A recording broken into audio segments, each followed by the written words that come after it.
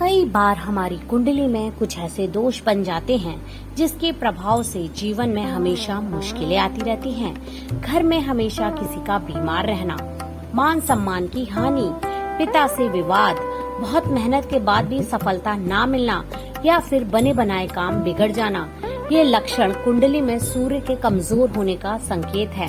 ये चीजें इस तरफ भी इशारा करती हैं कि आपकी कुंडली में पितृदोष है। ज्योतिष शास्त्र में पितृदोष को एक शाप की तरह माना गया है। इससे जीवन कई समस्याओं से भर जाता है। कुंडली में कुछ ग्रहों की गलत स्थिति की वजह से पितृदोष बनता है और इसकी वजह से एक के बाद एक समस्याएं आती रहती हैं। कुंडली में 3 ग्रहों की वजह से पितृदोष बनता है। पितृदोष वह कर्म है जो एक पीढ़ी से दूसरी पीढ़ी तक जाता है और वित्तीय, स्वास्थ्य, पारिवारिक समस्याएं पैदा करता है। सूर्य को पिता का ग्रह माना जाता है। कुंडली में सूर्य कमजोर या पीड़ित हो तो पितृदोष के संकेत मिलते हैं।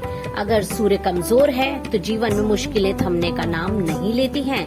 ऐसे में सूर्य को मजबूत करने के उपाय किए जाने चाहिए। वहीं कुंडली में चंद्रमा को माँ का ग्रह माना गया है। कुंडली में चंद्रमा के कमजोर होने से भी पितृदोष लगता है। चंद्रमा के कमजोर होने से मातृ पक्ष में समस्याएं होने लगती हैं। कुंडली में चंद्रमा कमजोर हो तो आपको सफेद चीजों का दान करना चाहिए और चंद्रमा को मजबूत बनाने के उपाय करने चाहिए। सूर्य और चंद्रमा के मजबूत होने से पितृदोष नहीं लगता है। राहु एक छाया ग्रह है और जीवन में बाधाएं और चुनौतियां लेकर आता है।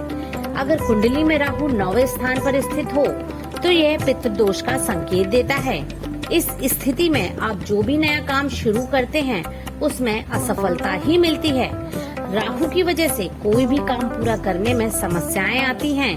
कई बार बने बनाए काम भी बिगड़ जाते हैं। ज्योतिष शास्त्र के अनुसार कई बार पूर्वजों के किए पाप का फल उनके वंशजों को भोगना पड़ता है। ये वंशज की कुंडली में पितृदोष के रूप में आता है। वही वंशज अगर पूर्वजों के प्रति अपनी जिम्मेदारियों को पूरा नहीं करते हैं, उनका सही से श्राद्ध या तर्पण नहीं करते हैं तो इससे भी पितृदोष होता है। ऐसे में पूर्वजों का विधि पूर्वक तर्पण करने से पितृदोष से मुक्ति मिलती है।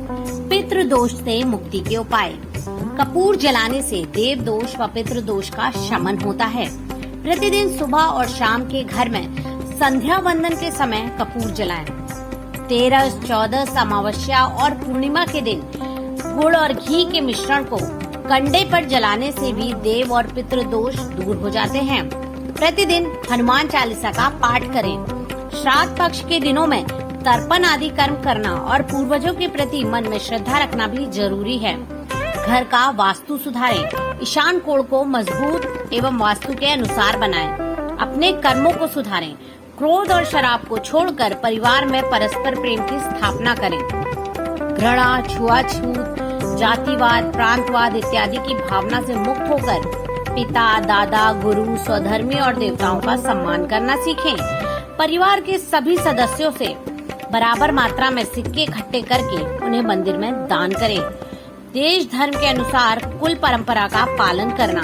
संतान उत्पन्न करके उसमें धार्मिक संस्कार डालने चाहिए। हमारा जीवन हमारे पुरखों का दिया है।